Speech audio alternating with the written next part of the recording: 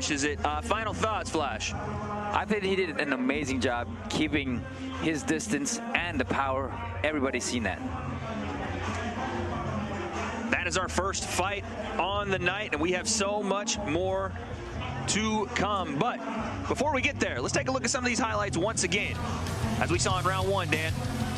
This is when you knew Gutierrez was in some trouble, because LeBron was able to walk him down. He was able to get in the range that he wanted to get in round one. And then in round two is when he started to hammer down to the body. He started to soften him up upstairs and go down to the body. That first body shot before the second knockdown is what I think really hurt Gutierrez. And then for LeBron, it was just bombs away at that point. I think in the beginning of the round, that's when he established his dominance.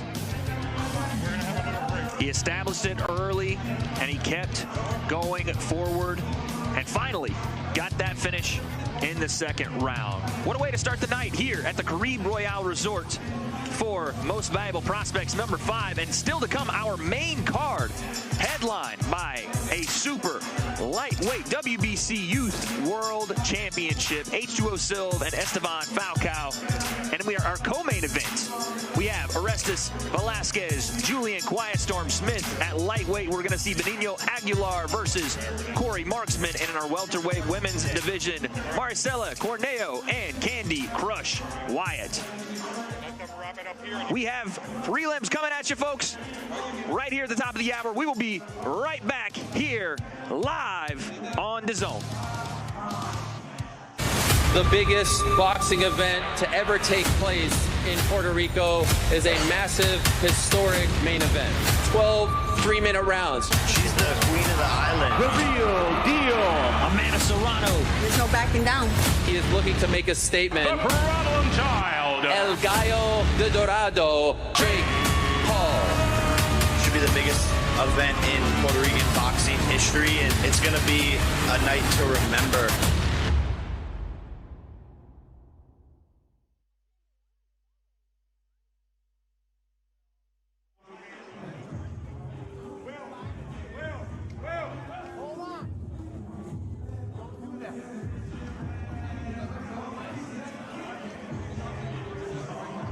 Ladies and gentlemen, Orlando, Florida, how we doing tonight?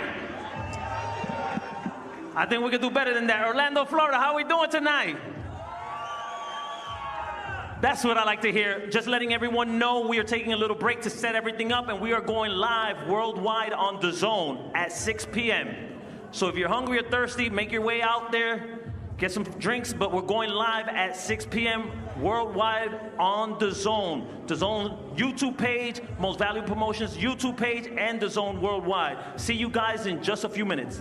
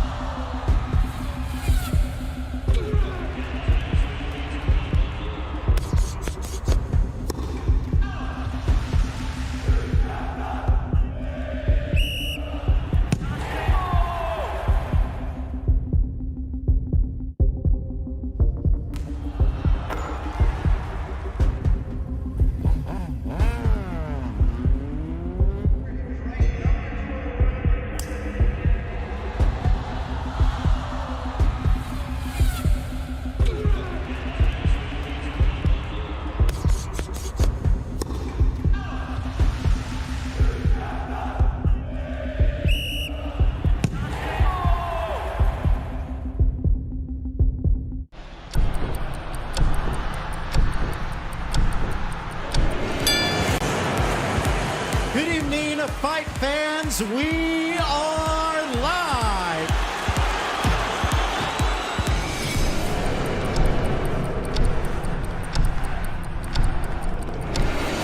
Some breaking news. Sam Kerr is joining Chelsea on a 2.5-year deal. Wow, that's what it's all about.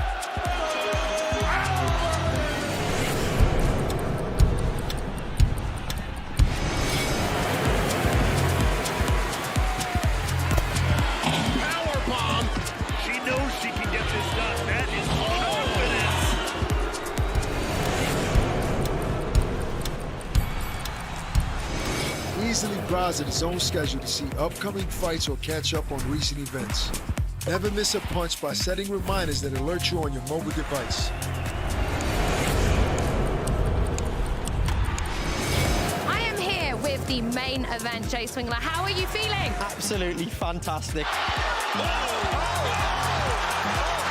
United team!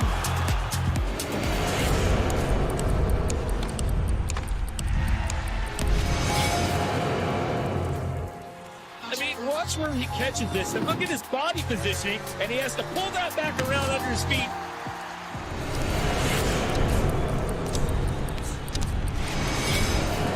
Navigate fight night, key moments, replay the rounds and the action you want to see again and again.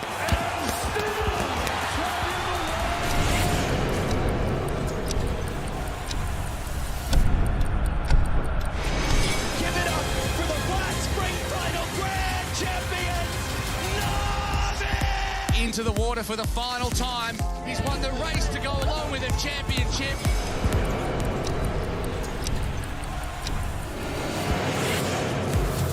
Absolutely magnificent. What a strike that is.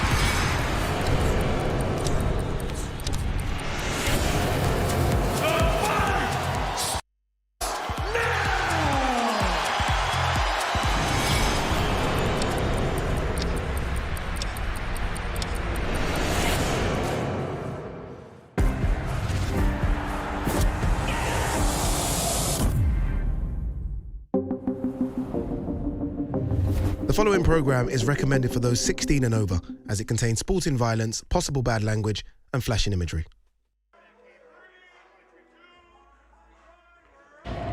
Ladies and gentlemen, good evening and welcome. From the four corners of the world, to the four corners of this ring, the fight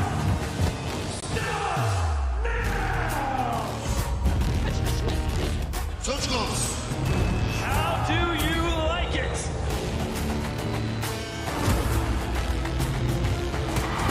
Close the show. So aggressive, so focused. Look at these two guys.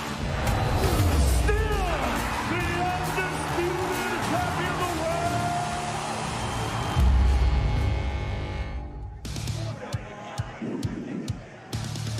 the Ladies and gentlemen, welcome back to sunny Orlando, Florida, here at the Caribe Royale Resort for Most Valuable Prospects number 5, the 5th installment, first of this year. We are back here to bring you the best and brightest stars in the sport of boxing on their way up. And I am your host, as always, Wade Plemons, here with Dan Canobio and the 9-time champion of the world. They call him the Flash, but we also call him Nonito Donaire.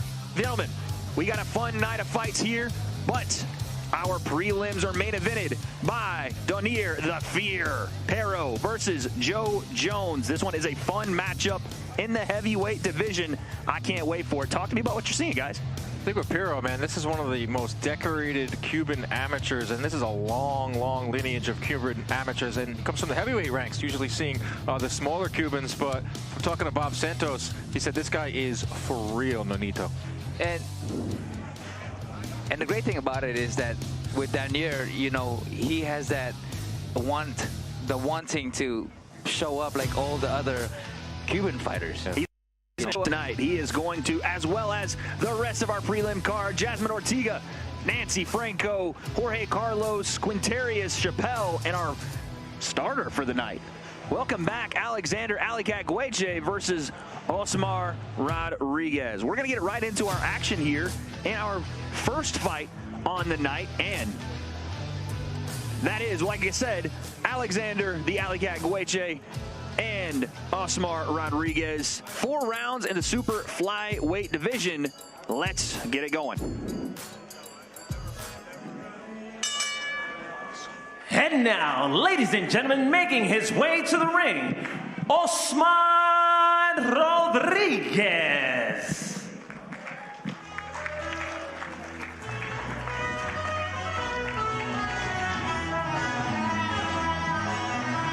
Here comes Osmar Rodriguez, making the 8th ring walk of his young career. Got the mask on, Dan. Fought back in September. Picked up a majority decision win. It was a part of a rematch with Alan Centillion Flores, who he fought just 2 months previous to that. Benito, you ever fight 2 months back to back? Never. But that's something that, you know, they wanted to prove to themselves because it was a close fight. Yeah.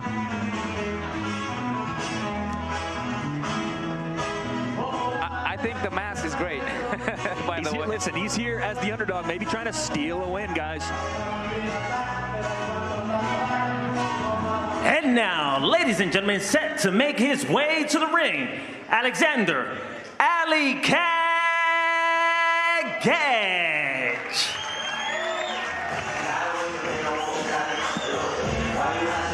That's not how I heard it pronounced, but it is Gueche, representing Jackrabbit Boxing out of Long Beach. Dan, we got to look at this guy last time we were here. He is dangerous. Really impressive, lightning quick, powerful prospect that has got the attention here of MVP.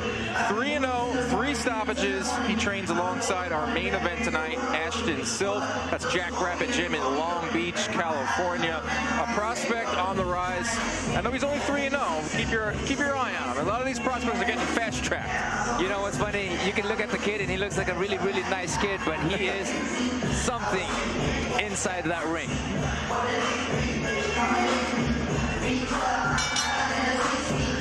Ladies and gentlemen, a good evening and welcome inside the Caribe Royale here in beautiful Orlando, Florida, where tonight, Most Valuable Promotions in association with Box Lab Promotions proudly presents to you Most Valuable Prospects 5, an exciting night of professional boxing action for your enjoyment. Tonight's event is sponsored by Celsius, Live Fit, Essential Energy, and Bet Online, your online sportsbook. All of tonight's bouts are under the auspices of the Florida Athletic Commission. Executive Director, Timothy L. Shipman. Assistant Executive Director, Gregory L. Pitts. And now, ladies and gentlemen, here we go with our opening preliminary bout of the evening, scheduled for 4 rounds in the super flyweight division. Your 3 judges scoring this bout from ringside are Frederick Ferluti, Efren LeBron, and Eric Larson. At the sound of the bell, the 3rd person in charge of the action, championship referee Massimo Montanini.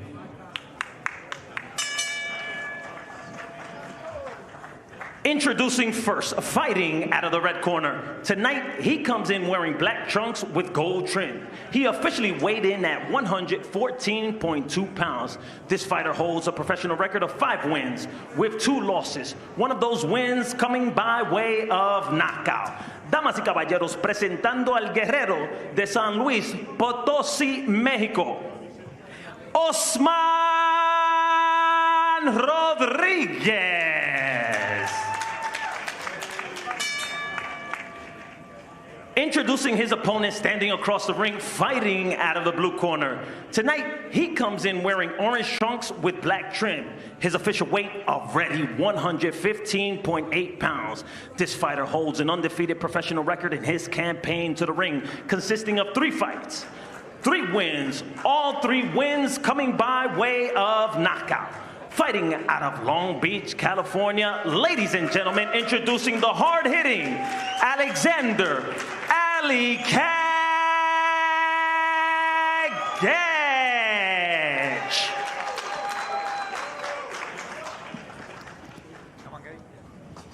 Tiene que respetar las reglas él. Respect the rules him, okay? Touch him up. Thanks. All right, here we go. 4 rounds of action here in the super flyweight division. Alex the Alleycat Gueche and Osmar Rodriguez. Like I said, the last time we saw Alex, it was don't blink, Dan. Well, Gueche, he wants his rhythm and momentum to get the fourth one. And Rodriguez is going to be the guy who wants to stop all of that. Right away, I'm looking at the feet. Gueche getting inside. Great Rodriguez lead foot, and he's throwing heavy stuff. He's throwing a nice jab. Getting it going early down to the body. I'd like to see that early on. And just the distance, keeping that jab and keeping his distance. Short right hand there, and he goes 2 to the body, does Gueche. You know Gueche, too, is 115 pounds. You fought at that weight, right, Nonito? Yes, Look at the size of him. He's a tall 115 He's a big guy. pounder. He's a big guy. Solid right hand. Some clubbing shots already. Rodriguez coming in. You know, early on, he kind of landed a body shot. You know, that's something that a lot of Mexican fighters likes to focus on, is those body shots. Go back. Stop. I want to think one of those hooks upstairs already got the attention of Osmar Rodriguez. He's starting to shake his head at his corner, and his face is a little bit red already. Some big shots coming out of the hands of Alleycat. Yeah, that's the thing with these short fights. 4 rounds, you have no time to waste. There's no feeling out rounds, or at least there shouldn't be any feeling out rounds when you're fighting 4-rounders. When you're in the beginning stage of your career, it's always an all-out because you're so used to the time so short and the rounds are limited. It's a nice right hand there from Osmar Rodriguez. Counter to the body. And he just landed a nice shot there, too. Yeah, got the attention of Gueche. But did we notice this in the last fight, too, with Gueche? He's like, he's willing to take one to land 2. I don't know how that will work as he climbs the ranks, but it might work at this level as he wants to get these knockouts. If you're looking at how he's coming in forward with his chin up, he's actually quite vulnerable. Oh, good body shot. Great body shot there from Rodriguez with the lead hand downstairs. That's the thing is, as I mentioned, coming in, he's vulnerable inside that, and he shouldn't be fighting in that distance. You think he should be using more of his reach? Like he started early on in this round, and I think he should be using more of feints. He's not really feigning, and he's kind of gotten away from his jab. And sometimes you see that at this level. He wants these spectacular knockouts, right? So you get away from the jab and you start going on top. Rating right now. Back that body shot, and that body shot from Rodriguez is not light. Not at all. And it looks like, Dan, what you said is coming to fruition a little bit.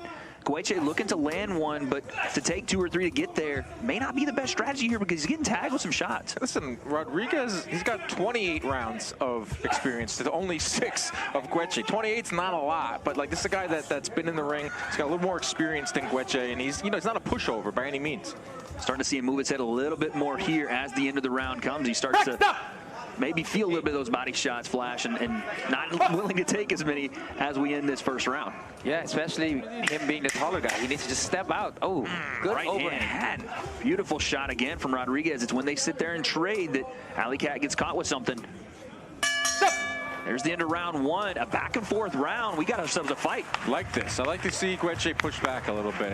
He's a prize prospect. I know he has a bright future ahead, but this is how you kind of earn your stripes, right? A little trial by fire early on. This is what you need in order for you to be better and better. You need those opposition. And then instead of holding out here, start shooting that through the guard. Shoot it through the guard. Shoot it through the guard. Then rip to the body, all right? Rattle that brain. But you got to give me some feints because he's looking to counter. He's taking punches, but he's looking to counter you with... As you heard his corner say, use some more feints, just as Nonito said there. Taking a look at some of the replays from round 1. It was Gueche early on, throwing a lot of body stuff, kind of leaving himself open. That's where Rodriguez was able to get in and land some shots of his own. Sometimes when you focus on power, you have a lag of coming back into defense. A lot of power punches trading in that first round, and like you said, Dan, maybe a learning experience here for the young. He's only 18 years old, Alex Gueche, just now getting a little bit of those road tires. As he continues these fights, he's going to need to go through the fire in this one as we start off with heat in the second round already. But he did step back. That's the thing that he didn't do in the first round, was stepping back. It's a nice short left hook there. Exactly. That was a good jab behind it. See, this is how he started the first round. He was throwing jabs, and then he got in a little too close, was smothering some of his work. And what he's doing now is he's actually stepping back as compared to just staying like he did in the earlier round, the first round. He's listening to his corner. We talked about that in some other fights that we've seen from young guys. Flash, a little bit of pride, right? You got that 3-0 record. Maybe you want to come in, make a statement, and you want to just everybody else. Again, maybe a learning experience here for Alex Gueche. And sometimes, you know, you lack that experience. Right hand hurt it. Straight. That was a big right hand. And Rodriguez, the head is snapping back, folks. See the head of Rodriguez snap back. In real trouble here, guys. Beautiful uppercut that he showed. He is in real trouble. Those legs are wobbly. And here comes the Alleycat. 2 minutes to go. It's a long amount of time here for Rodriguez. Touching upstairs, big right hand to the body. Goes downstairs again. He has to be careful as Rodriguez is timing him. I think he's hurt to the body. He got dropped with big shots to the head, but I think he's hurt to the body. Look at the left side of his body. It's already red here, and we're a minute and a half into round 2. And now the Alleycat walking down his prey. Goes right hand to the body once again. I think he should be shifting off. Instead of staying and pushing to the front, shift off a little bit to the right or to the left and throw an uppercut to the body. I think he'll catch Rodriguez that way. Yeah, the uppercut, the body's right there. Oh! That one looked like it hurt the body, maybe. Bloody. A little bit low. We got some blood, too, coming from Rodriguez. So Rodriguez had a really good round 1. Round 2, it's been all Gueche. And look at the power from the young guy right there. Oh, nice uppercut left hand there from Rodriguez on the trade. But you see the shoulder that Gueche puts into him. You can see him moving around, guys. Big for this weight class. Yeah, I think for Gueche, coming in forward, he should be moving his head to the left, to the right, so that way he's not getting caught with something in the middle, just like just now. You said it, Nonito. He's like, Rodriguez is obviously, you know, on the ropes and he's getting hit, but he's also still timing Gueche. He's still dangerous, too. Right. There it is. Oh, short right hand. Good uppercut, now we're just trading back and forth we go. Both guys landing heavy. But did you see there, Wade? Rodriguez got 1 in, but Gueche got 2 or 3. And those body shots are ripping. Like you said, it looks like the Red Sea down there in the abdomen. I mean, just paint it red at this point. Last 10 seconds, and he goes right back to it, does the Alleycat. Right hand to the body. Oh, overhand. Oh, the uppercut. That uppercut is amazing. It's beautiful. He's been landing it all day. Round 2 in the books, a dominant round for Alex, the Alleycat Gueche. And it was just the simplicity of just stepping back to set up those counters. You listen to his corner. That's a beautiful thing. Now, you're a trainer now too. You want your guys to listen, right? Of course. And let's take a look at these replays. That's huge right. Shot right there, Flash. It hurt him. And then the uppercuts right here. 2 uppercuts. Boom. The double uppercut is such a, you don't see that too often, especially from an 18-year-old. Right. Oh, I love that. If it worked once, why not go to it again? Oh, yes. A little bit of the blood showing there from Osmar Rodriguez. There was the low blow right behind it. And then we had, again, a little bit fest that just kept getting won by the Alleycat. Did you see that uppercut right down the middle in that last vicious body shot? Flash, when you go into this 3rd round and you have Osmar Rodriguez, obviously not a round he wanted in round 2, down on the cards, but also he's hurt again here. What do you tell your fighter? You can't tell anything at this moment. You know, the fighter is just not focused. He's confused, and he's fighting with his mind. That's pretty much what goes through that corner. You know, it's not so much the trainer saying anything, it's the mind of the fighter who he's battling against. Seeing some feints here from the Alleycat. Big right hand to the body. Bread and butter has been the body shot. Oh, that hook. He's throwing in the hook, too, but he's also had that lead right, too. So you're seeing a little bit of everything from the arsenal of Alex Gueche. And the difference, again, on this one is he's stepping back or leaning back to make Rodriguez miss those shots. We talked about it at the beginning of the fight, and it's kind of changed poetically as we've gone on, Dan. When they traded, it looked like Osmar Rodriguez was winning those trades, and now those trades are starting to add up more for Gueche. He's getting there faster, being more accurate, and he's hurting with those shots. That was the first minute of the 1st round, and Gueche made the adjustment that Nonito was talking about by stepping back a little bit and not being in range. The range that Rodriguez wanted was the 1st minute of that 1st round. Solid jab there. And again, look at the time that right hand. He is trying to time that overhand. And the thing about it is because he had hurt him so many times to the body, that overhand and that straight will always going to be something that will most likely land. Another stiff jab, and look where Rodriguez finds himself. Back in the corner. Here's exactly where Gueche wants him, puts him back on the ropes. He's throwing, though. You got to respect the toughness of Rodriguez. This is exactly what you want in an opponent if you're Alex Gueche. You want someone to give you some resistance. You want someone to give you some tough rounds. And Rodriguez, he's taking a beating, but he's also in there to kind of give a test to Gueche. Beautiful counter left hand there from Rodriguez. But again, gets shoved into the ropes, not where you want to be versus a big, strong kid here in Alleycat. And the only thing that Rodriguez is really focusing on is to throw that body. I think that's the most vulnerable part of the human being. I mean, the human body is, when you get hit to that body, it hurts. Anybody will get hurt. 1-2 there from Gueche. Again, I don't think I've seen him take many back steps this entirety of the fight. He's controlled the pace, controlled the distance of the fight, and continues to land big shots. That was a nice left hand from the Alleycat. He leaned back a little bit so that he doesn't get hit as much or try to miss it, but he did leave a big left hook. Hit him with that Fat Joe lean back. Just going to say that. He was here. He was at one of our MVP fight nights. Guys. We went live, and I looked over in the corner of my eye, saw Fat Joe. I was like, oh, okay. Oh, we waved it up. Stopping it. All Smart Rodriguez says, no mas. No mas. No mas, and Good that stoppage. is it. Fantastic performance from Alexander, the Alleycat. Gueche. Listen, I want to shout out to everyone that's watching on YouTube right now. Scoopy Boxing said Gueche is going to stop Rodriguez halfway through the third round. Called it. Called it. Wow. Couldn't be more accurate, much like Alex Gueche in the ring tonight. A fantastic performance. Flash, again, from a young prospect like that, you've seen so many across the country. What do you think? He definitely has the power for it, and he has the boxing IQ. You know, to be able to listen to your trainer, that's a big plus, because a lot of talented fighters don't listen to their trainers. For him to change his style and his ways of fighting from the first round to the second round to the third round, you can see that this kid is a smart one. Yeah, it's 4 fights, 4 stoppages for Gueche, and you're right. I really liked the adjustments that he made. In that first round, he was just too close. I mean, he was standing exactly in the range that Rodriguez want. Took a step back, and then you got to see that entire arsenal. You got to see the uppercuts there. You got to see the body work. He also showed off a nice jab there. Yeah, he got tagged a few times, but that seems to be his style, is I'll take one in order to land 2. I don't know how that will work. Say, gangsters don't dance in the club. We lean back. Hey. Lean back. And that was a nasty left hook, and I like what you guys both said there about being patient and a little bit overzealous maybe early on, but the body work finally brings out the no mas there. And again, when you win like that, it's not the referee coming in and saying it, it's the other fighter saying, I don't want any more of that. Yes. That's some domination. That's amazing. I've never had that happen, so that's a big accomplishment for a fighter to do that. Fantastic performance once again from Alexander, the Alleycat Gueche.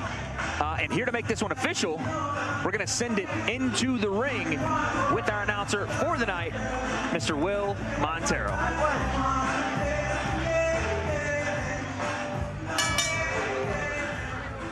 Ladies and gentlemen, before I announce the time, let's give both fighters a big round of applause.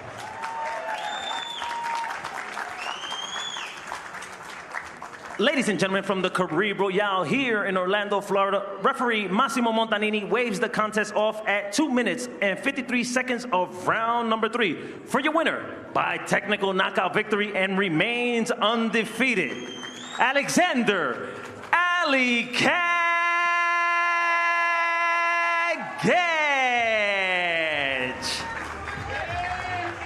Unfortunate. Listen, Alexander Gueche might be 4-0, but Will Montero 0-4 on pronouncing the last name right. Yeah, it's unfortunate. That's my guy Will there. But another fantastic performance. What are you laughing at, Dan? Don't laugh at another fantastic performance from the Alleycat. And just recap it for me here, guys. I mean, just Gueche just dominating and keeping that distance, and again adjusting to perform the way he did. Let me ask you, obviously we're going to find the positives, and there were a lot here for Gueche. In terms of his defense, and did get hit with a few shots there flush, is there something you want to shore up there, or do you not want to take away his aggressive style? I think that he needs to be smart aggression. You know, I think he needs to really learn how to not just focus on knocking the guy out and putting your power in. I think he needs to focus more on just seeing the punches and allowing those shots, those big shots to land, because that's where it hurts most, when they don't expect it.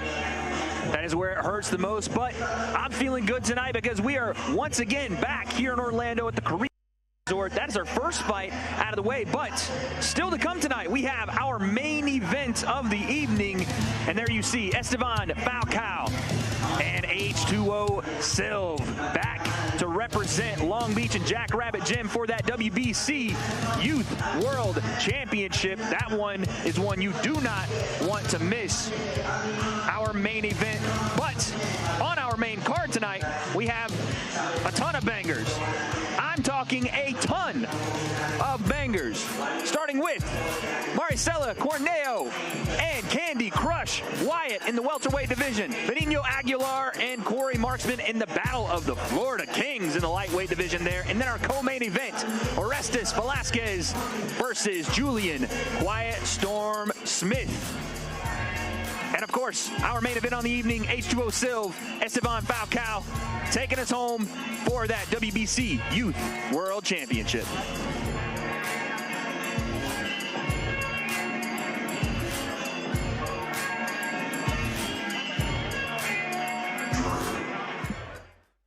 The biggest boxing event to ever take place in Puerto Rico is a massive, historic main event.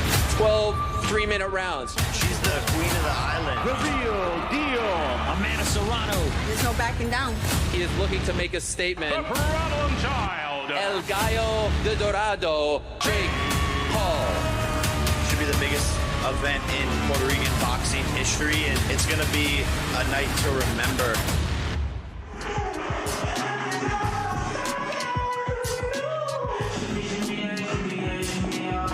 As you can see, March 2nd being billed as the biggest boxing event in Puerto Rico's history. We have Amanda the Real Deal Serrano making her return, a national star. And underneath that, Jake Paul back in the cruiserweight division. He's taking on Ryan Borland. We also have our debut from Javon Wanna-Walton in the super featherweight division. Dan, what are you seeing on this card that you're liking the best here? There's a lot to like with this card. Not only that, Jonathan Bamba Gonzalez, 108-pound stud. This is a great offering on March 2nd in DAZN. Obviously headlined by Amanda Serrano, who's the queen of Puerto Rico. 12 3-minute rounds pushing women's boxing forward. Jake Paul, Ryan Borland. Jake's going to stay on this quest to become a world champion. He's taking on a guy who's a lot tougher and has a lot more experience than Andre August. Just a great card, March 2nd. We keep this party rolling. We keep it rolling just like we will here tonight with our second fight on our preliminary card. Coming up next, we have Jorge Carlos versus Quintarius Chappelle in a super lightweight bout, 4 rounds. Now, to get it going, let's send it to Will Montero in the ring. And now, ladies and gentlemen, ready to make his way to the ring, Quintarius Made Man Chappelle.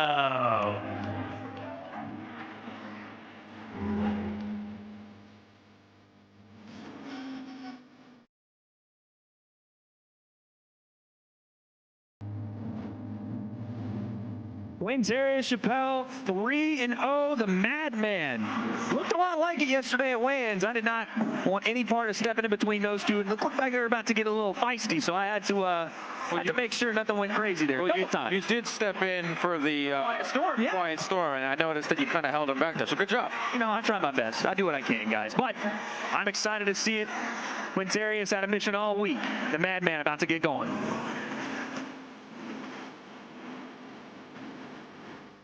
Ladies and gentlemen, his opponent tonight set to make his way to the ring, the young phenom, Jorge Carlos.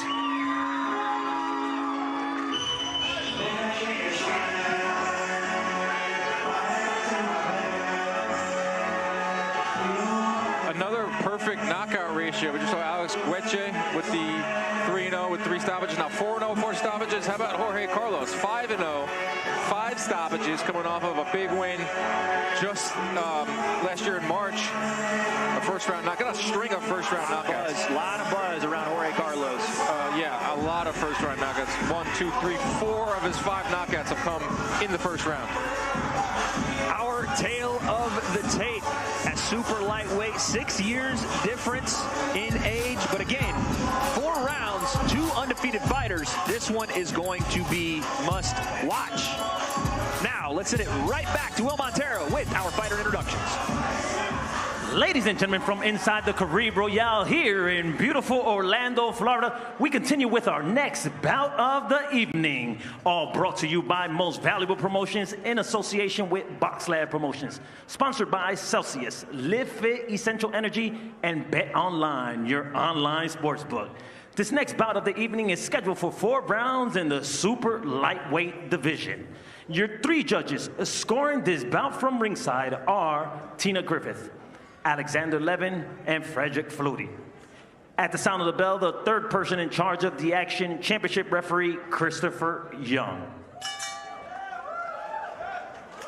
Introducing first, fighting out of the red corner. Tonight, he comes in wearing white and black trunks. He officially weighed in at 138.2 pounds. This fighter holds an undefeated professional record in his campaign to the ring, consisting of 3 fights, 3 wins, all 3 wins coming by way of knockout. Fighting out of the ATL, Atlanta, Georgia. Ladies and gentlemen, introducing Quintarius, Made Man Chappelle.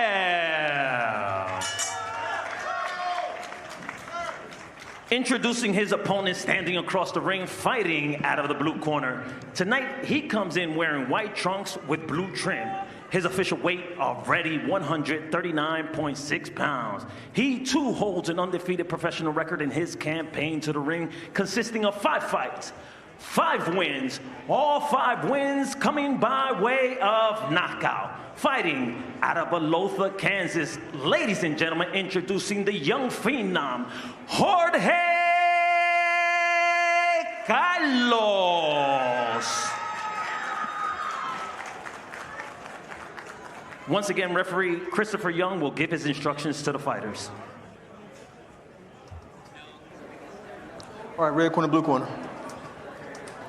All right, gentlemen, you see your instructing dressing room. Expect a tough, clean fight. Give him commands him all the time, take his ups all the time. Touch him up.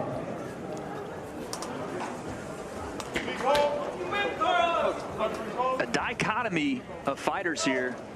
Chappelle obviously amped up, but something about this Jorge Carlos kid looking like he is just one of these stealth killers. I don't know, man. This one's going to be an interesting one. 2 undefeated guys. Red corner, you ready? Blue corner, you ready? Right? That's absolutely correct. Here we go. Impressed with that word right there, dichotomy. Come on now. Wade brought his dictionary. Listen, not every one of us went to West Virginia. Some of us went to accredited schools. You know, we got a little. Wow, slander already, early on. This is beautiful right now. You know, they're just checking. You can see that they are very focused into this fight. They're seeing each other. They're trying to figure out each other's distance and speed. You know, and seeing what they can do. You know, you see some feints in there, some head movements. And counter. Yeah, Chappelle is a pretty tall 140-pounder. Then you look over and you see his opponent. Look how tall my man is over here. 6'1", 140 pounds. It's like Sebastian Fundora of 140 pounds. A lot of feints right here from Chappelle to start out. I think he knows that there's a little bit of danger in the hands of the young Carlos. And interestingly enough, I saw a 2-1 counter there. Reminds me a little bit of Bivol action just to start there from Jorge Carlos, but there's definitely some pop in those hands and some danger between the two. A lot of feeling out process to start this fight. And they have a lot of things over their shoulder knowing that they are undefeated fighters. Yeah, that's one thing that we do here at Most Valuable Prospects. So we're not afraid to put undefeated fighters up against each other. We're going to see that on our main card. But what I like out of Jorge Carlos is, yeah, it's a 4-round fight, and you know, you want to win obviously 3 rounds at least if it's going to go the distance, but he's very patient too. He's a knockout artist. Like I said, he has 4 first-round stoppages in his 5 wins, but he's being very, very patient here early on, and that could be a good thing. It's a great thing, especially when he's throwing that jab that way, to keep the distance and to set up the bigger shots, you know, and countering as well. That was a beautiful jab. Although it was blocked, but it was a beautiful jab. Getting a lot of reactions, Carlos is out of Chappelle early, right? Even just a jab, a right hand is seeing a couple of steps back. Definitely some wherewithal there from Chappelle on, again, either the power, speed, whatever he's seen in front of him right now. You know, for punchers like both of these guys, you know, you have to take your time because at any moment, if you make that mistake, it's game over. You've already seen when they do trade, both of them stand in there, the fists are flying fast. Like anything that lands, that might be good night right away. Oh, it was a big left. Good leap. We call that the leaper. The leaper with the leap. The leaper left hook there. That's right. It helps when you're 6'1" and you have a huge reach, right? Yes. Could throw that from downtown Steph Curry style shot, man. And again, Chappelle being very patient, staying on his jab, looking to counter, looking to draw out some of those shots, it looks like, from Carlos, and then counter over the top. He tried to do the lateral movement to counter, but, you know, he was just the taller guy was just able to kind of push him off the way. How do you, in a sense, right here, Nonito, break the ice? What is that thing that's going to get this fight going a little bit for both guys? Who's going to make that first move? Well, if I was Jorge, Carlos use the feint, I would jab to the body and jab to the head. You got to mix it up. And same thing with Chappelle. He has to move his head, he has to feint here and there, and lateral movement as well. You can't stay in front of him. Round 1 in the books. Dan, what are you seeing from both guys so far? Patience, respect of each other's power. I think it's Chappelle that's really respectful and wary of Carlos's power. Like, he might not admit, hey, I didn't watch any of his fights. I don't really watch his tape, but he knows that he's 5-0 with 5 stoppages, and he's a big-time prospect. So what I saw in that first round was a lot of respect out of both guys. Well, and again, when it comes down to that, they're afraid to make those mistakes to be landed on. I mean, again, 5-0, 3-0, you make those mistakes, it could be over.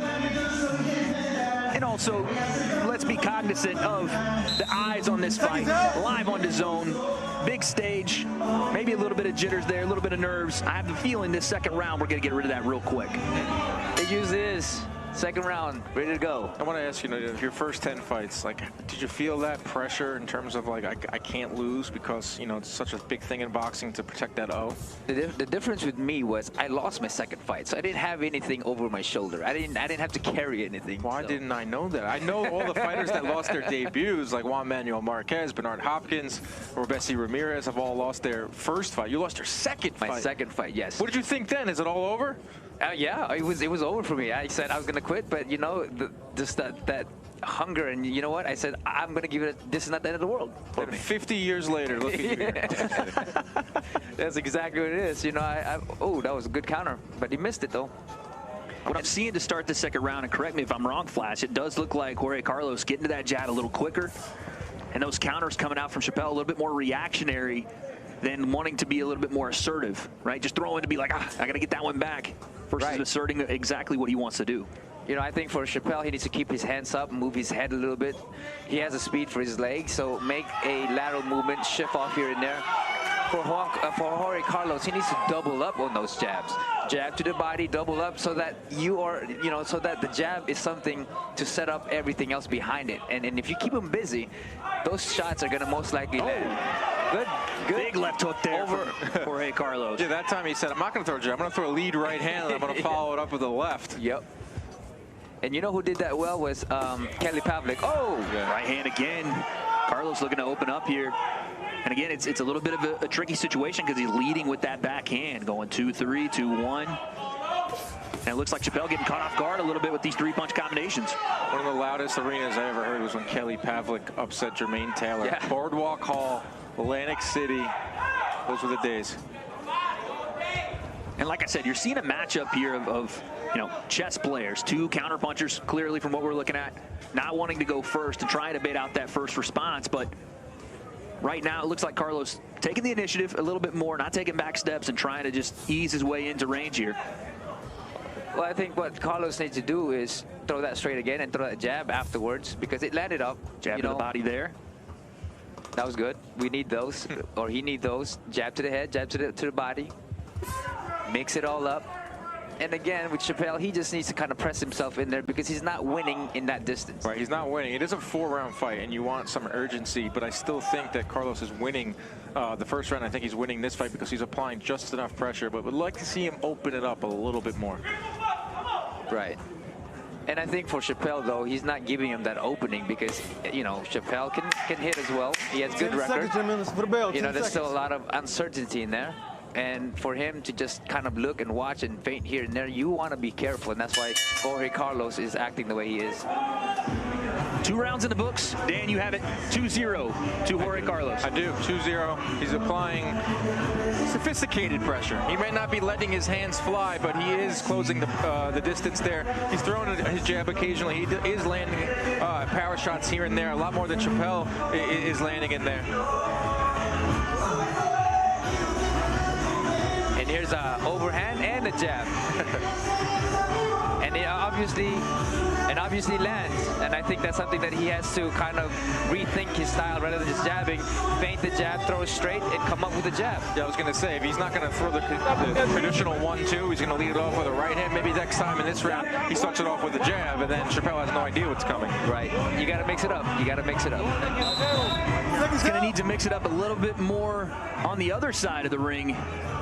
In Chappelle, down 2 rounds potentially. Gonna have to figure something out here in this 3rd round. I think he needs to go out there and keep his hands up, move his head, and press.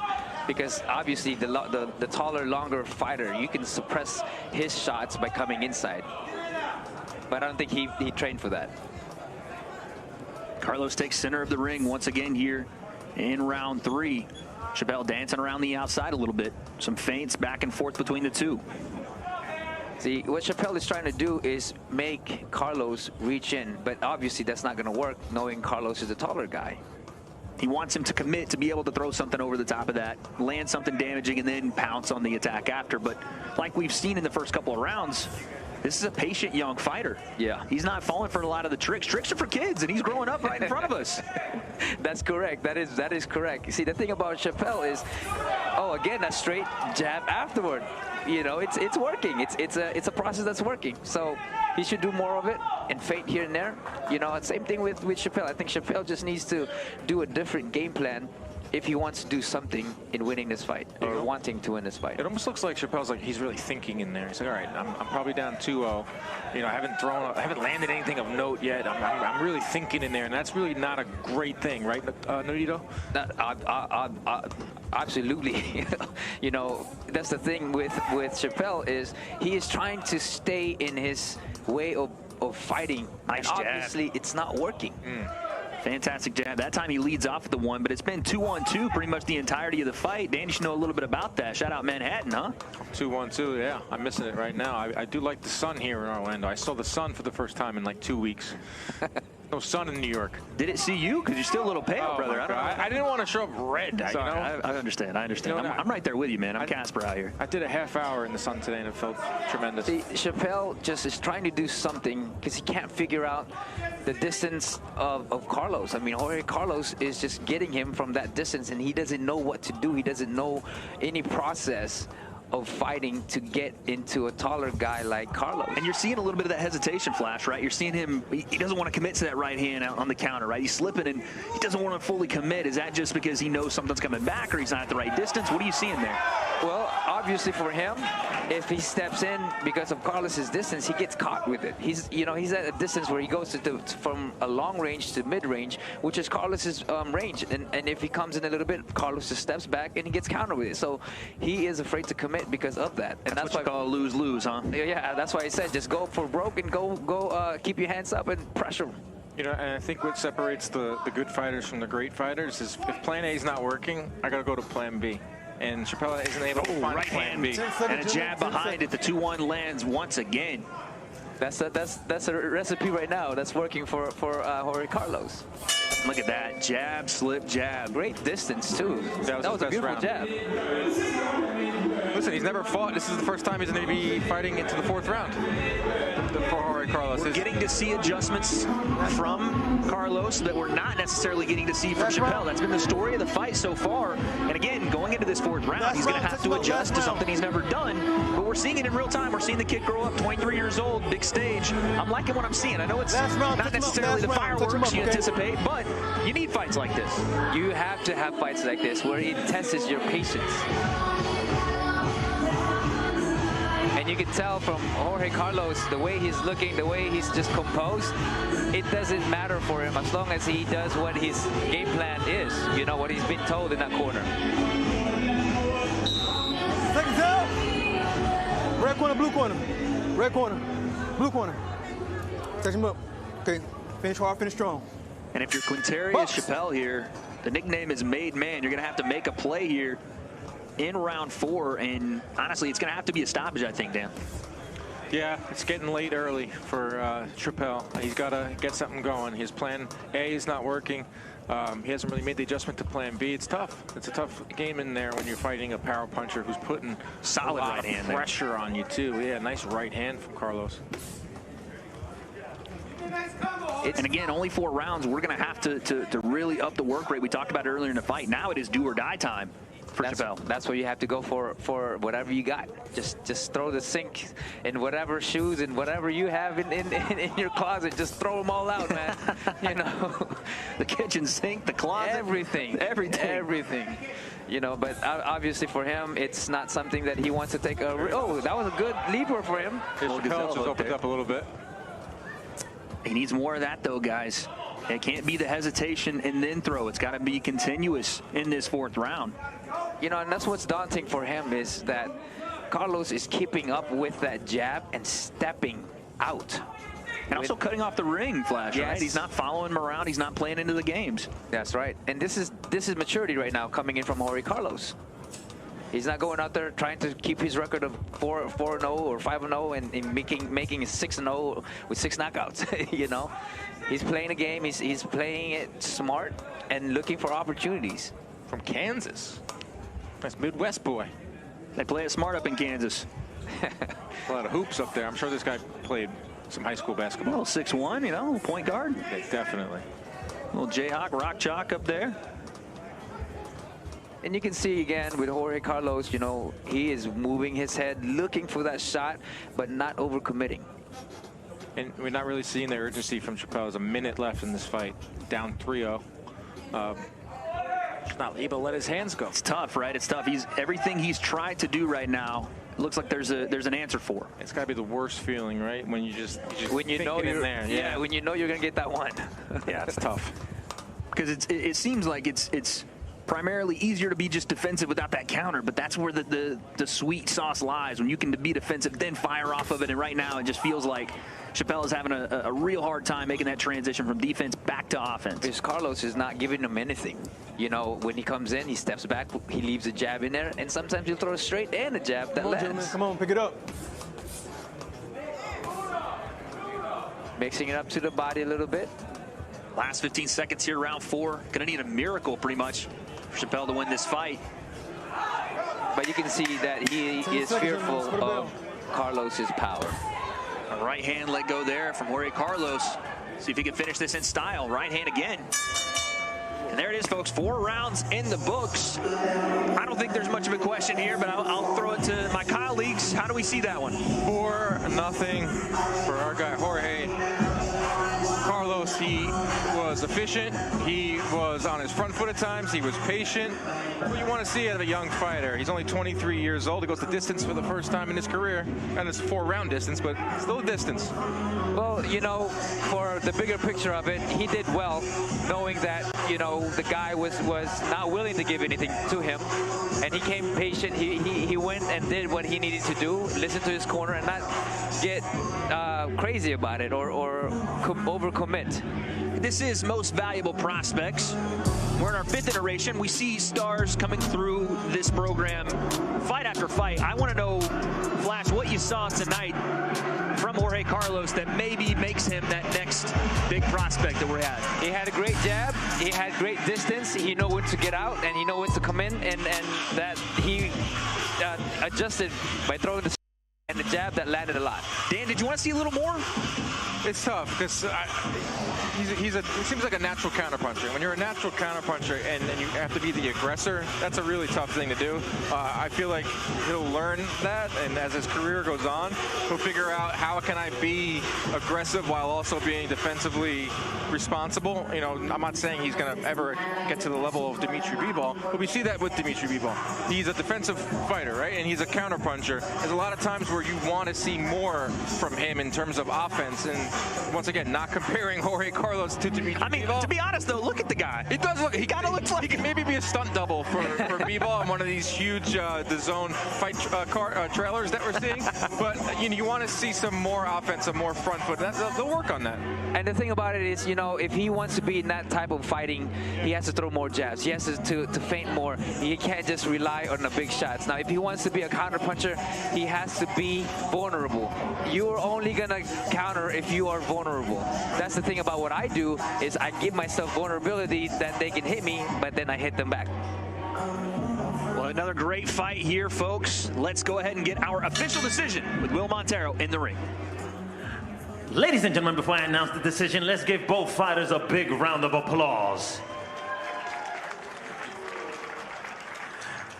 Ladies and gentlemen, from the Carib Royale, after 4 rounds of action, we go to the scorecards. Judges Tina Griffith, Alexander Levin, and Frederick Flutie see it identical at 40-36. All for your winner by unanimous decision victory and remains undefeated, Jorge Carlos. Your winner by unanimous decision, now moving to 6-0 with 5 KOs, Jorge Carlos. Not a nick on him. Look at him. He can go another 5-10 rounds. Improves to 6-0. Keep the train going. Keep the party going. Learn something in this one. This was a great experience for him. Great experience. And it shows how patient he is, which can go a long way in the longer fights. I'm sure we will see him again here on Most Valuable Prospects. A shining star here in Orlando. Once again, your winner by decision, Jorge Carlos. And coming up next on our prelims, we're 2 down, 2 to go as we have Jazz Arteaga versus Nancy Franco. And in our main event of the prelims, we have Danier the Fear Pero versus Joe Jones.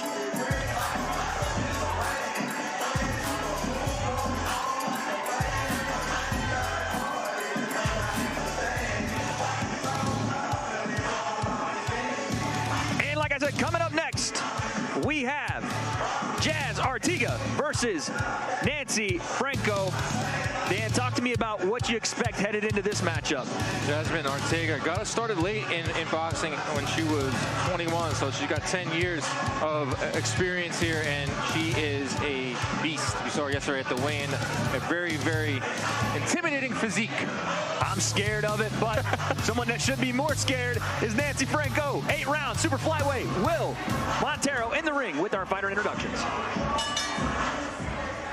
And now, ladies and gentlemen, ready to make her way to the ring, Nancy Chatita Franco.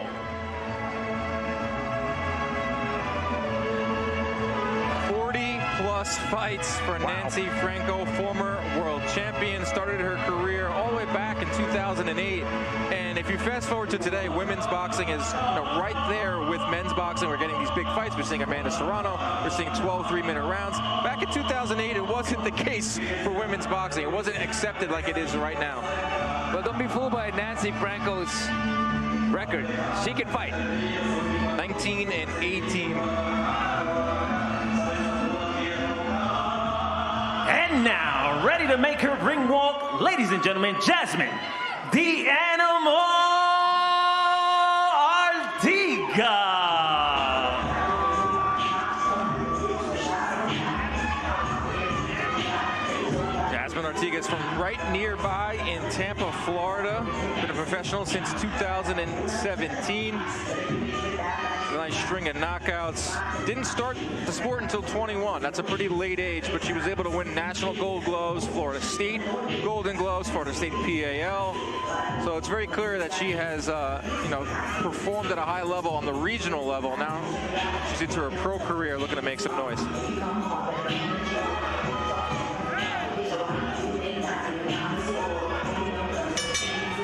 Ladies and gentlemen, from inside the Caribe Royale here in beautiful Orlando, Florida, we're all set to go with our next bout of the evening. All brought to you by Most Valuable Promotions in association with BoxLab Promotions. Sponsored by Celsius, Live Fit, Essential Energy, and Bet Online, your online sportsbook. This next bout of the evening is scheduled for 8 2-minute rounds in the women's super flyweight division. Your 3 judges scoring this bout from ringside are Efren LeBron, Eric Larson, and Tina Griffith. At the sound of the bell, the third person in the action, championship referee Frank Santor Jr. Introducing first, fighting out of the red corner. Tonight, she comes in wearing pink trunks with purple trim. She officially weighed in at a ready 115.2 pounds. This longtime fight veteran holds a professional record of 19 wins with 18 losses, 2 draws, 5 wins coming by way of knockout. Fighting out of Guadalajara, Jalisco, Mexico. Ladies and gentlemen, introducing the former 2-time IBF minimum weight champion of the world, Nancy Chatita Franco.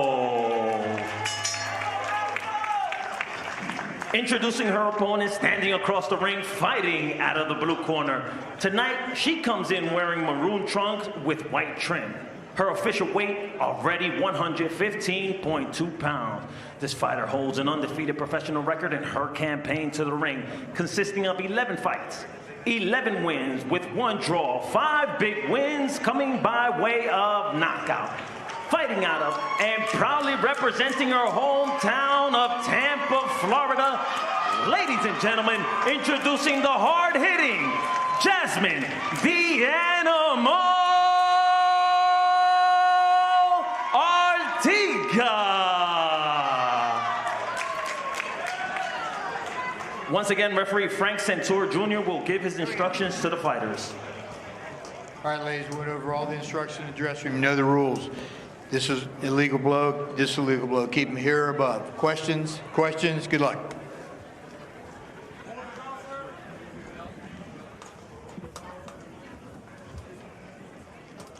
Jasmine Arteaga. Nancy Franco. 8 rounds, 2 minutes. The super flyweight division. Let's get it going. I think Arteaga, Jasmine needs to throw that jab like she's doing, especially southpaws, and not let Franco come in, because that's where he's fighting distances. First southpaw of the night, and it's Arteaga off to a hot start. She's throwing some hammers to get going right away. Right hand to the body, left hand upstairs. Jazz Arteaga teeing off here to start round 1. Listen to me, you just saw a 4-round fight. Women's boxing, for the most part, 2-minute rounds. Oh. You can't waste any time. And Jasmine Arteaga is coming out throwing heavy leather. Straight left hands, and now she's just walking down. She's the former champ. She is hurt. Beast. Oh my goodness, these are hammers landing in the corner, Dan. Oh, it's going down. I talked to Jazz earlier this week, and she was saying that she needs to be patient, but obviously she hasn't. Nothing patient about this early on, so we're 45 seconds in, and we're seeing an onslaught from Jasmine Arteaga. We have 57 seconds left in the round. It's probably going to get worse here. Shots to the body. She is ripping downstairs. The Animal teeing off here on the ropes. Referee taking a close look. Hammers and left and right. Franco's not throwing back at all. My goodness. They might what do you need to see? There it is. Goodness gracious. What a first round, and what a fight. What a win for Jasmine the Animal Arteaga. Listen, guys, 115-pound division just put on notice. Jasmine Arteaga goes in and takes out a former world champion. You take a look at 115 pounds, and the thing with women's boxing is you can rise the ranks really quick. You can get a title shot basically tomorrow. She is very marketable, has a lot of fans here. She's got a lot of power. Ashley Gonzalez, is ranked #1 at 115 pounds. That's a division that just got put on notice by Jasmine Arteaga. My goodness gracious, absolute hammer splash. Right, and you know, talking to her earlier, she wants to be in a title match this year. That's her game plan. That's what she wants to do. I'm interested to see if she can get down to 112 pounds. We just saw Gabrielle Frondora just last weekend beat Christina Cruz. If she can get down to 112, there's some big names there. Or she can settle in at 115 and get to the top of that. I don't want to get too far ahead of ourselves, but we've seen this in women's boxing where, you know, due to the lack of the depth. My goodness, some of these look divisions, at that. they can clubbing That's shots. not power. overbearing power.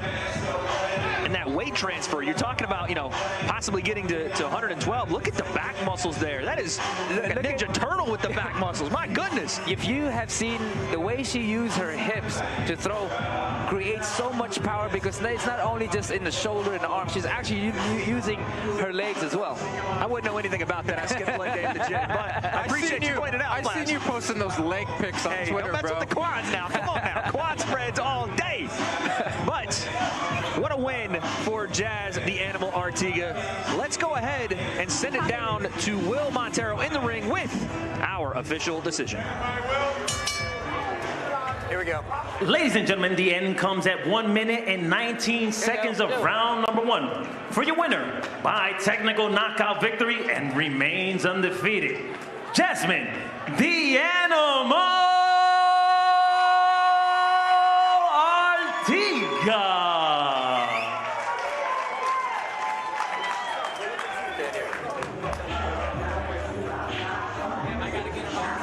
There is your winner once again, Jasmine Arteaga. That whole team got to feel great, but let's go ahead and ask ourselves, send it to Simply Skulls, who's in the ring with your winner. We ready, Jasmine? Okay, so we watched you at weigh-ins, like the guys were saying. Just, it's scary to see you come out because you're ready. You're so ready for it right now. I mean, what was it, less than 2 minutes, you already handled the business. I was backstage with you, your dad, your brother. We were talking about where you're from, representing Tampa. What does it mean to win right now to you? Listen, I was born and raised in Tampa, so this is big for me. And, you know, I just love my team so much. You know, my family's behind me 100%, like we talked about. And she's a very hard veteran, and I made a statement, you know. I have something to prove, and I proved it tonight. Absolutely. I know you said you want to take the champ one time. No one out of Tampa has ever done that. You want that. We're here now winning. You came in dominant. That was the goal all along, right? Yes, 2024, Tampa will have a world champion. Absolutely. Before we get out of here, I talked to you about why you do this. You said it is for the youth. You have a program for those kids who may not get seen, who want to have that chance to box. You do that for them. Do you have a message for the youth right now? Listen, just do the right things in life, and it will take you very far. I also want to thank my manager, Peter Kahn, for getting me in this position. And I couldn't be here without my main sparring partner, Angelo Hernandez. His dad's in my corner, but that kid, he's something special. And his brother, watch out for him too. Absolutely. What's next for you? Like I said, world title. So we can go to the UK. I want the girls from the UK. We go overseas. I want everybody. You want to shout out your grandma? Hey, grandma, 93 years old, baby. You spicy. Listen, when I'm your age, I wish I could be just like you are. Absolutely. Everybody give it up for Jasmine Animal Arteaga. Congratulations. And go. That was a sweet moment there. That was a great post-fight interview. She got everything in. Grandma shout out, called out some fighters, called out some UK fighters. You know, I'm telling you, man, and when it comes to the women's ranks, there is room to just jump right to the top. There's room to get title shots. I don't know if some of these other fighters out there are going to want to get into the ring with her as what we just saw there. We saw an animal. That's pretty much what we saw, an animal who's just willing and ready to devour.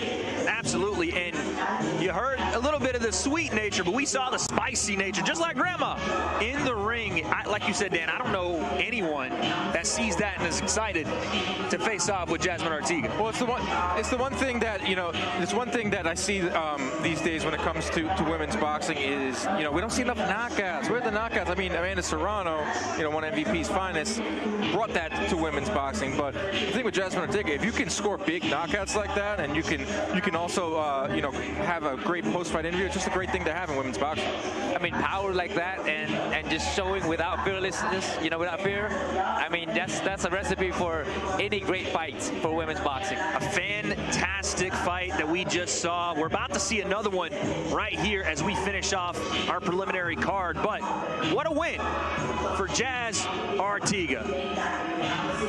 And coming up next, after our next fight on the preliminary card, we have our main card on Most Valuable Prospects number 5, kicking off with Maricela Corneo and Candy Crush Wyatt in the welterweight division, then followed up by who's going to be the king of Florida in the lightweight division. We have Tony Aguilar versus Corey Marksman in the super lightweight division. Orestes Velasquez taking on Julian Quiet Storm Smith. And in our main event, H2O Sylve makes his return to Most Valuable Prospects versus Estivan Falcao with that WBC Youth World Championship on the line.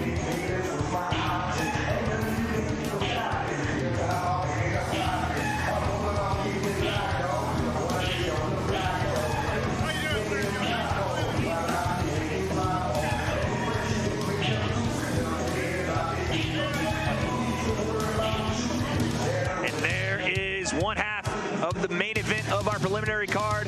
Danier the Fear Pero. He's putting fear in my eyes just looking at him. My goodness gracious. Yeah, he's trained by Bob Santos, a big-time trainer, been on the scene for a long time. He's had a lot of Cuban fighters in his stable, champions. And he told me yesterday at the weigh-in, this is one of the guys that I'm really looking forward to. Maybe one of the most talented guys I've ever had. And that's really saying a lot because Bob Santos has trained some of the best Cubans that have ever graced the ring. That's something to say about, Cubans are always known from their amateur experiences, but coming into this, being said that they are this type of fighter, that's something to look forward to. Dan, what do you expect from Danier? We've seen a lot of Cuban coach fighters by Bob Santos. We talked about the transition from the amateur to pro ranks. Do you want to see a little bit more of that front foot fighter from the heavyweight tonight? Of course, Santos has told us numerous times in a lot of these fighter meetings, he's become a staple of MVP, is that they want to get rid of the old school style of Cuban style fighting, which is score points, get in and out. What he's teaching his fighters like Danier Pero is to get on that front foot, score knockouts, kind of get rid of that old school Cuban feel and be a little more modern day, because it's a form of entertainment. You got to entertain when you get into the ring. See, that's the thing that I was going to say too as well.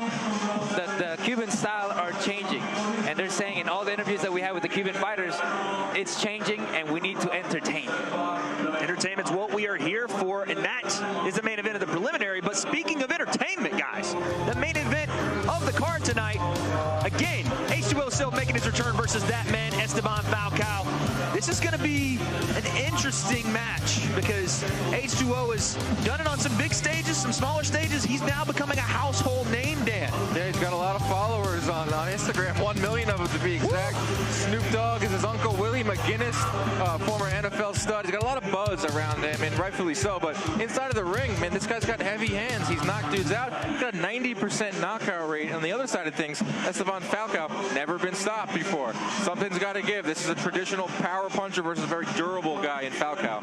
Well, this is something that Sylve or H2O has to learn from in all of this, because he has a guy whose family has been fighting all their lives, and a guy who's never been stopped, and a guy who wants to prove that he belongs in this stage. See, we get to these fights, guys, we talk about a fighting family, we talk about experience, but then when you get in the ring, you better have a little more when H2O shows up. He's fluid, he's moving between stances, so composed for a young guy too. And Dan, you talked about it. Talk about that body work he puts on guys. Body work, man. Being a young fighter and dedicating so much work to the body, over 40% of his landed punches are body shot. That's a great number, especially for a young fighter. But going back to Falcao, 1 of 3, both of his older brothers were boxers. This kid must have got tormented growing up, right? I think this is why he's tough. I think this is why I think he's going to be a good fight, because the younger brother like myself gets beaten up all the time, so we need to get tough. You must have put a hurting on your brothers, though. Afterwards.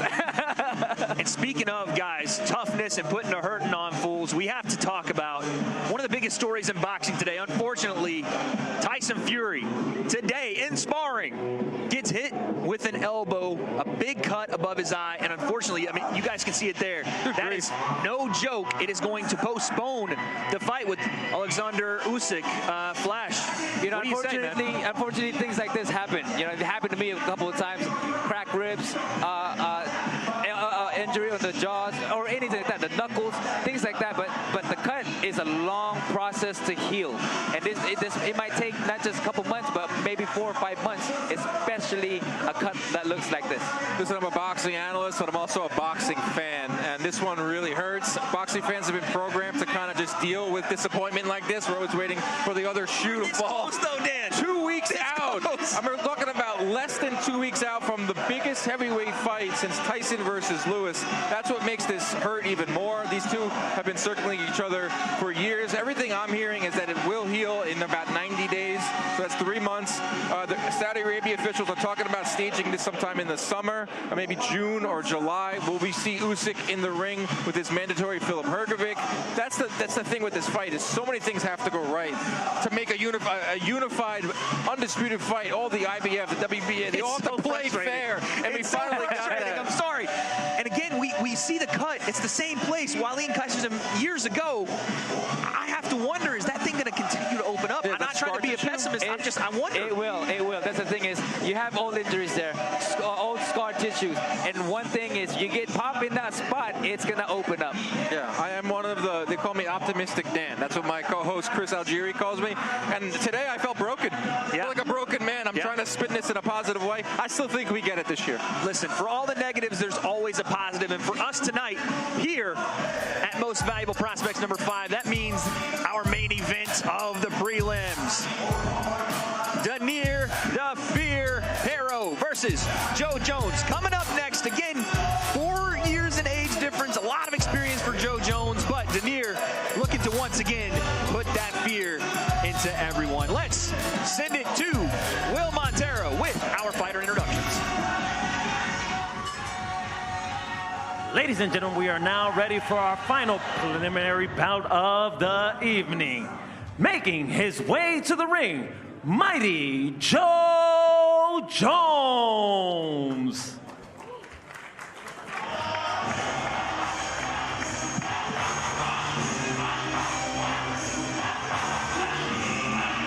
No nonsense here for Mighty Joe Jones. Again, we see these fights where someone is looking to play spoiler. He's in that position tonight. Let's see what he can bring to Danier Pero.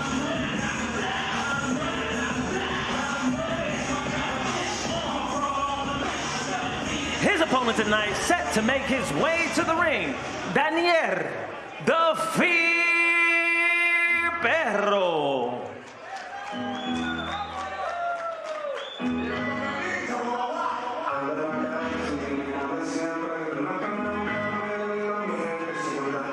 Here comes Danier Pero. He's the younger brother of Linier Pero, who had a big win back in 2022, upset Victor Faust, another fighting family. We're going to see that in our main event tonight with Estivan Falcao.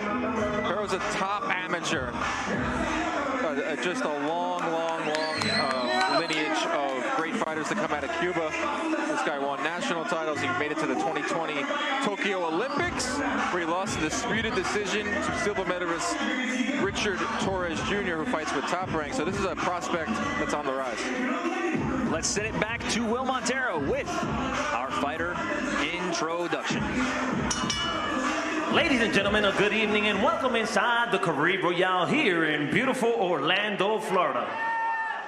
We are ready for our last preliminary bout of the evening, all brought to you by Most Valuable Promotions in association with Box Lab Promotions. Sponsored by Celsius, Live Fit, Essential Energy, and Bet Online, your online sportsbook. This final preliminary bout of the evening is scheduled for 6 rounds in the heavyweight division. Your 3 judges scoring this bout from ringside are Alexander Levin, Frederick Flutie, and Efren LeBron. At the sound of the bell, the 3rd person in charge of the action, championship referee Massimo Montanini. Introducing first, fighting out of the red corner. Tonight, he comes in wearing gray trunks with black and green trim. His official weight, 216 pounds even. This fighter holds a professional record of 14 wins with 9 losses, 10 big wins coming by way of knockout. Fighting out of Lynchburg, Virginia, ladies and gentlemen, give a warm welcome to mighty Joe Jones. Introducing his opponent, standing across the ring, fighting out of the blue corner. Tonight, he comes in wearing black trunks with green trim. His official weight, 234.6 pounds. This former decorated amateur represented his home country of Cuba in the 2020 Olympics and now holds a professional record of 5 wins with no losses, 3 wins coming by way of knockout. Fighting out of Las Vegas, Nevada by way of Camagüey, Cuba. Ladies and gentlemen, introducing the sensational Daniel "The Fear" Perro.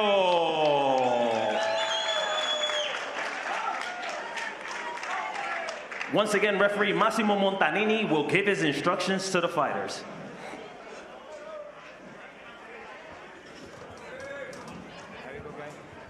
Okay, respect the rules, respect each other. No low blow, no hit behind the head. Okay, touch him up. The tape. Left hand. I'm holding ball. 6 rounds in the heavyweight division. Daniel "The Fear" Perro versus mighty Joe Jones. Great nickname battle. Battle for the best nickname. Daniel "The Fear." Oh, that's fire. That's great. You know, it's a Bob Santos thing too, right? I mean, he could put Nonito Daniel Perro. Talk to him, Flash. Okay. Round 1, here we go. Southpaw versus Orthodox matchup. Now you see Joe Jones' wide stance, which Perro the Fear can take advantage of it, just shifting off and landing that straight right down the middle. Jones opened up the fight with a couple of jabs to the body. Going to move his head off the center line, keep active. Jones rocking the basketball shorts, basketball shoes. The N1 shorts. And the shoes, too, basketball sneakers. What you know about N1, Dan? Come on now. Hey, yo. You went on the N1 tour. I grew up watching N1. White Chocolate, that was my guy. Escalade was my guy. He threw the behind the back passes, you know what I'm saying? Rest in peace to the man. But you can see right here, Daniel, you know, a lot of Cubans have a lot of experience with southpaw fighting, you know, and sparring and all of that stuff, because a lot of southpaws are, you know, Cubans are there's a lot of southpaws out there. Why is that? Why are there so big left hand right there from the Why are there so many Cubans lefty? Are they taught that, or they might be taught that? Yeah. You know, I think that they go into their strong hands, which is their right. You know, as their lead, I've heard that a lot from the Cuban fighters and Cuban coaches, that lead hand being their right hand, good for that check. Can't be a coincidence. They have to be teaching, you know, switching up their stances at a young age. Yeah. I think Perro should throw his jab and right down the middle. If you look at that stomach right down the middle, that straight right down the middle, I think it will land every single time. Feint there from the Fear. Piero's being very calculated, very... And, you know, it's understandable. Patient. Yeah. It's understandable because they're heavyweights. Big shots, it's like getting hit by a hammer, you know? Absolutely. Even though Jones came in, you know, pretty light. What is he, what, 216? Right. 216. That's Deontay Wilder weight. Yeah, gonna have to be light on his feet as well, too, because not as tall as Deontay Wilder, at 6'1.5", so. You know, where Perro's got that nice build, like 240, you know, 6'1", which in today's boxing world, 6'1" is considered small. And with the, you know, the giants like, you know, Anthony Joshua, Tyson Fury. So if you look at Perro, when he goes in, his foot is inside, but when he attacks, he steps out. Why is that like important, Flash? Because it opens up that straight, especially the guy who's coming in very square in front of you. That straight will land, and uppercuts and straight will land. Oh, 3-punch combo there. And I'm seeing that. I'm looking at the feet. He starts off with his lead foot inside of Jones' left foot, but when he throws, you see it go to the outside. Yes. Good call, Nonito. Yes, and you see that uppercut right there. Oh, that overhand. Jones is holding on early. Going for a single leg takedown.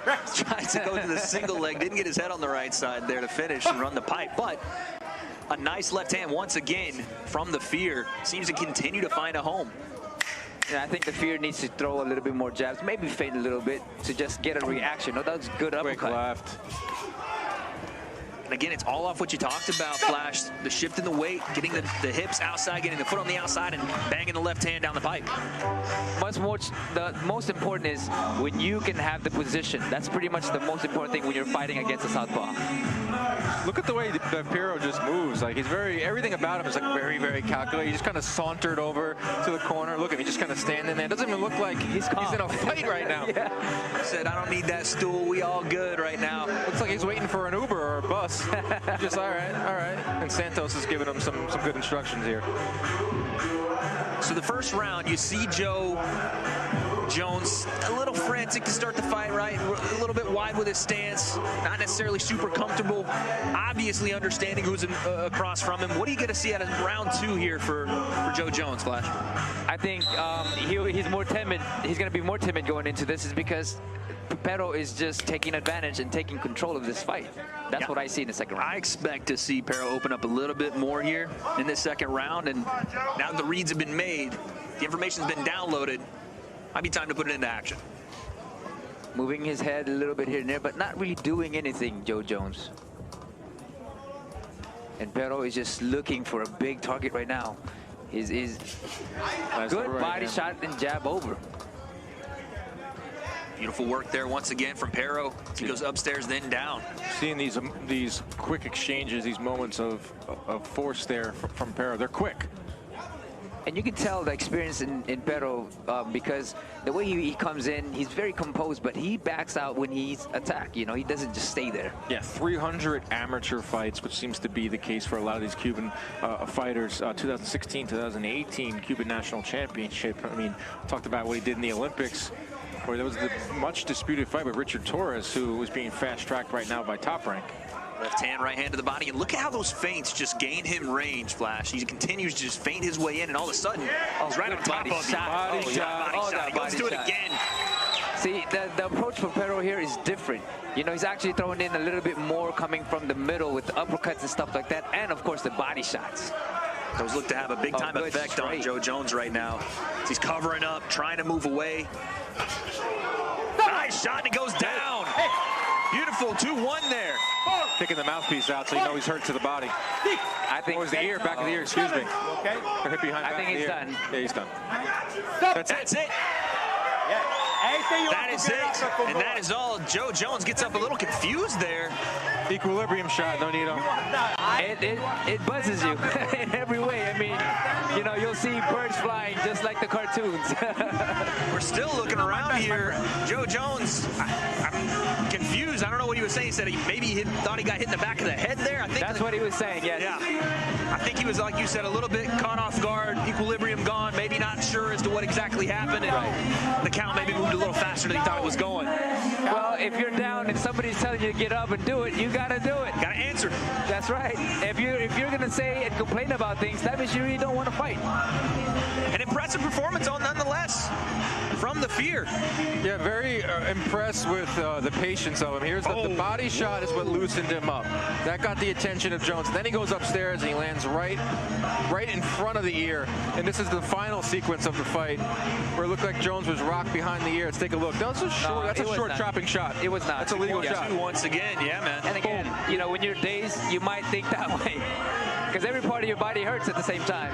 Yeah, the body, I just feel like he never really recovered from the body shot early. No, we're seeing that in a lot of these fights early on, is those body shots get your attention, they freeze your entire body, and then all of a sudden there's an onslaught coming up top. So for Daniel Pero, he's now 6-0, 4 knockouts, signed with Box Lab Promotions, he's with Bob Santos. I feel like this is a heavyweight that we're going to be seeing a lot of in future years. You know, he was very, very composed. He did well in jabbing, keeping his distance, and just trying to figure out his opponent. That's a good way of looking at a fighter, whether he can make it in the bigger stage. 24 years young, Daniel the Fear Pero, a bright future ahead of him. I think we're all looking forward to that. But let's go ahead as we sit and send it to our ring announcer for the night, Will Montero, with our official decision.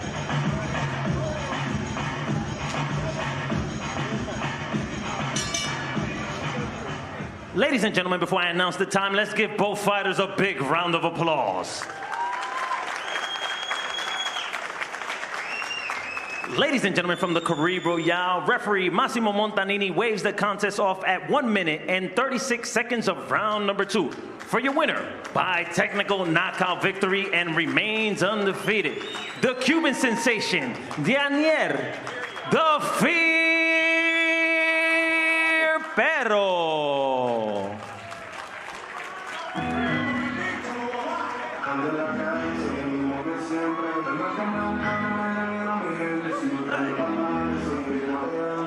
What a win from Daniel "The Fear" Pero. Gentlemen, talk to me. I want a big takeaway from you, Flash. When you see a guy like this, young heavyweight, starting to have some momentum, where does he go next? What do you want to see from him next? I think he needs to go in a different level of fighting. You know, I think that he needs to step up the competition a little bit. Yeah. Yes, and I think that's very important for us and everyone to see whether he has the capacity to be in a higher stage. Southpaw with power in the heavyweight division. You know, we saw how hard it was for Luis Ortiz to get fights in the heavyweight division.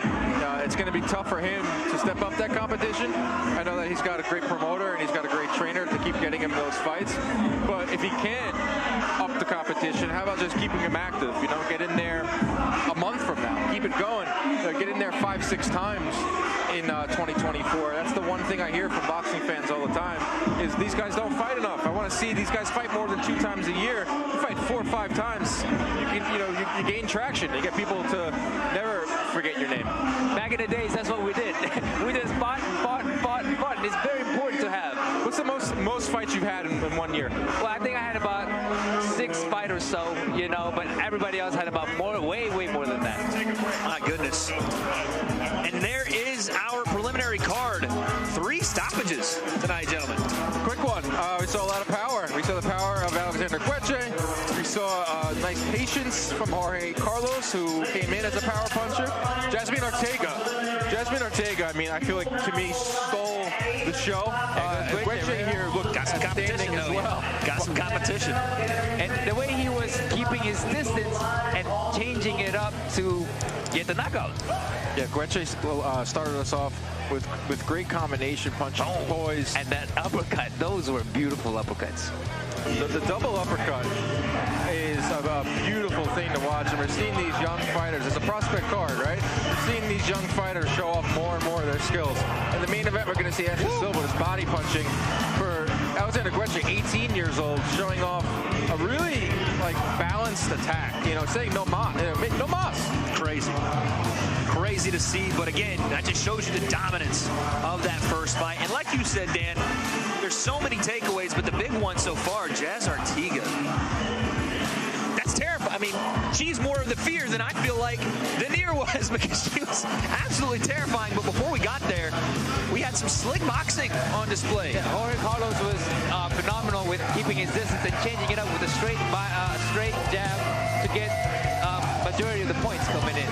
Yeah, that was an interesting battle between Carlos, who I think he fancies himself as a counter puncher, but was forced to be a little more front foot, so a nice learning experience for Carlos. Absolutely, and then we did get to Jasmine Arteaga. Intimidation from the opening walk, pretty much, and then the fight started, and, well, it wasn't much of a fight. This is a fight that Jasmine Arteaga could put on Instagram Reels. 90 seconds. She put her whole fight on Instagram. Right. She tells me that they were going to be patient, but obviously when she saw it, she became an animal. I'm telling you, Jasmine Arteaga stole the show early on. She put the entire 115-pound division on notice. She's 31 years old, so it's not like you have to, be patient with her career. I think she's ready to go right now for these title shots. And then, of course, in our main event of the prelims, the heavyweight matchup that saw Daniel "The Fear" Pero put the world on notice and say, hey, listen, the next Cuban sensation, potentially in the heavyweight division. Yeah, I liked what I saw from Pero, Flash. I thought he was calculated. He stepped in there and didn't even look like he was in a fight at times. I really liked what I saw from Pero. He mixed the body, he mixed the head, and he positioned himself well to land those big shots. Yeah, I want to see more of him. Like we just talked about it before. Like get him in the ring again. Fight 5-6 times in 2024. Where that's the way to do it in the sport. Where you can also gain some traction, because after your fight's over, it's hard to stay in the limelight, right? I still like that Nonito Daniel Pero. That's all I'm saying, man. You might as well take it over. Why not? What, you want to give him your nickname? He wants to give him his full name. That's his nickname. Oh my God, that's like an honor. You know what's incredible? He was really calculative. His power was there. His ring smart was there. The IQ of having all of that experience in the amateur just showed, even just in this little fight that we've seen him. Yeah, I feel like the heavyweights, you can really gain traction in boxing if you're a good-looking young heavyweight. Quickly. And yeah, exactly, because fight fans are always going to gravitate to the heavyweight division. Those are the big boys. Baddest man on the planet. Right. Exactly. Who is that right now? Is it Tyson Fury? Is it Alexander Usyk? Is it Tyson? I think it's Francis Ngannou might be the baddest man on the planet right now. I'm just saying. Hey, man. I'm just saying. I don't know. If you add up everything, he's an MMA. I've never seen him lose in MMA. Correct. And then he has one loss against Stipe Miocic way back when for his first title fight in the UFC. Came back, beat him. Okay. In the second one. He's the guy, right? In MMA when it comes to being a heavyweight. He's also the guy in boxing because he dropped Tyson Fury. You know what's good about Ngannou is that he's very composed. Not only that, he's not one of those guys that does this in the MMA, right? He's very composed. He's very defensive. He has good defense. He had good jabs and all of that stuff. That's why he's fighting all these big guys. Yeah. I cannot wait for the return of Tyson Fury. I can't wait to see what goes on in Riyadh season. But before we get there, we have March 2nd coming up. Amanda Serrano returns home. Nationwide star. And one of the biggest fights I think we could see in Puerto Rico. The biggest boxing event to ever take place in Puerto Rico is a massive, historic main event. 12 3-minute rounds. She's the queen of the island. The real deal. Amanda Serrano. There's no backing down. He is looking to make a statement. The problem child. El Gallo de Dorado, Jake Paul. Should be the biggest event in Puerto Rican boxing history, and it's going to be a night to remember.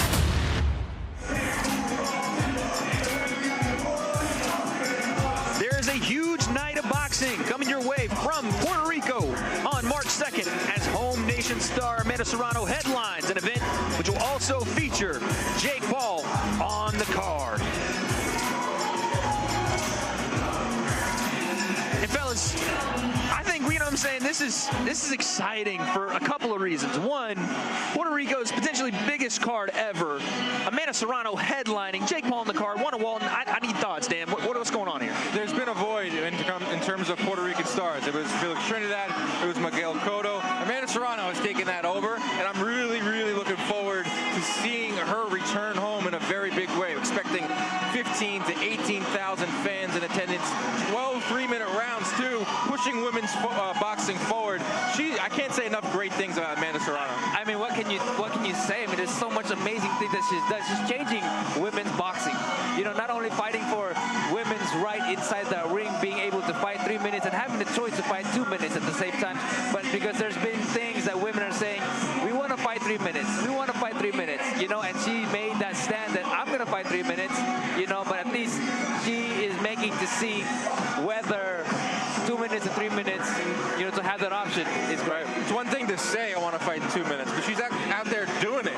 And you're right. It's like we can have this debate all the time. I feel like it's one of the biggest debates around women's boxing. It's like, where do you stand on 2-minute rounds? Should it be 3-minute rounds? But with Serrano's, we're gonna see these fights, and we're gonna be able to have a sample size to figure out, should it be 2 minutes? Should it be 3 minutes? And that is leaving a great legacy behind for Amanda Serrano. And she's still a champ.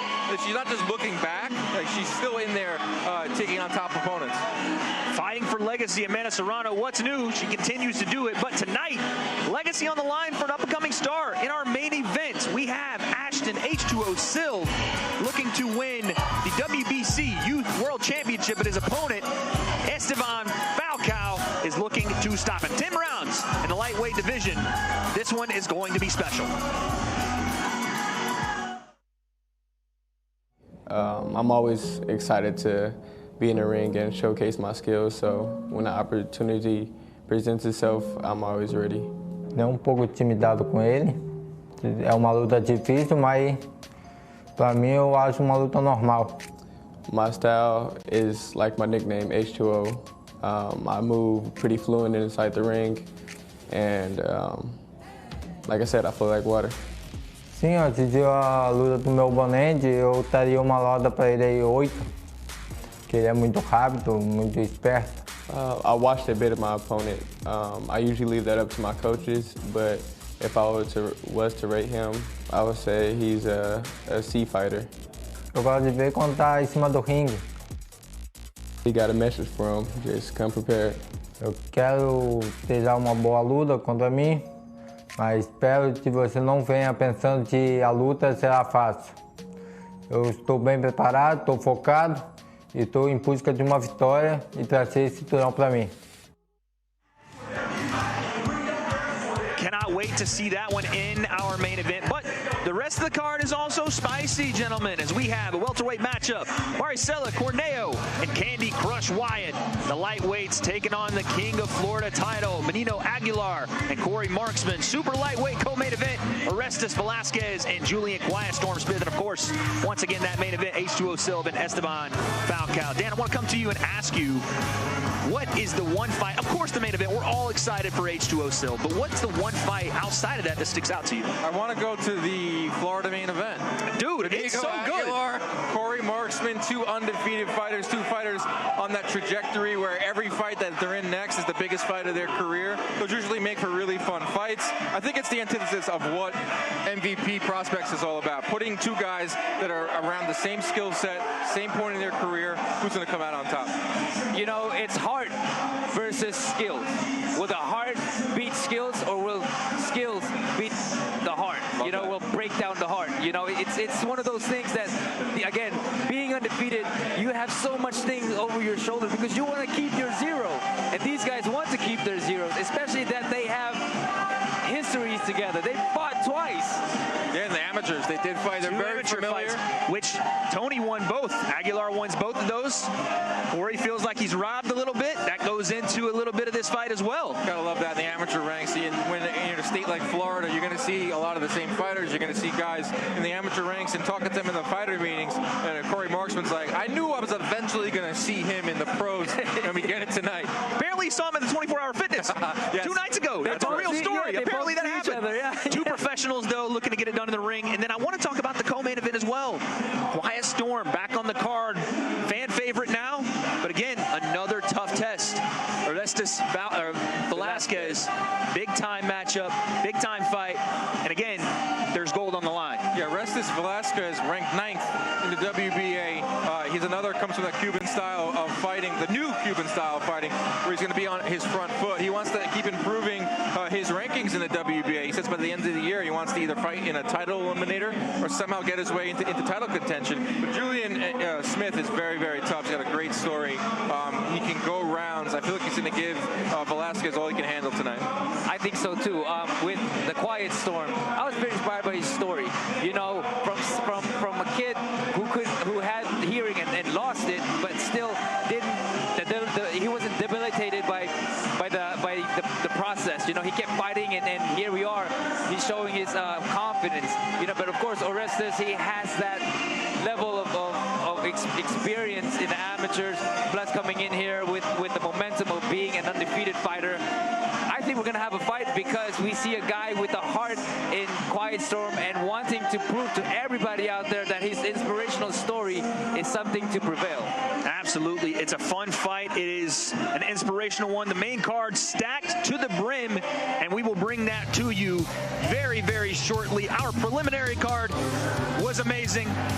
Our main card going to be even better.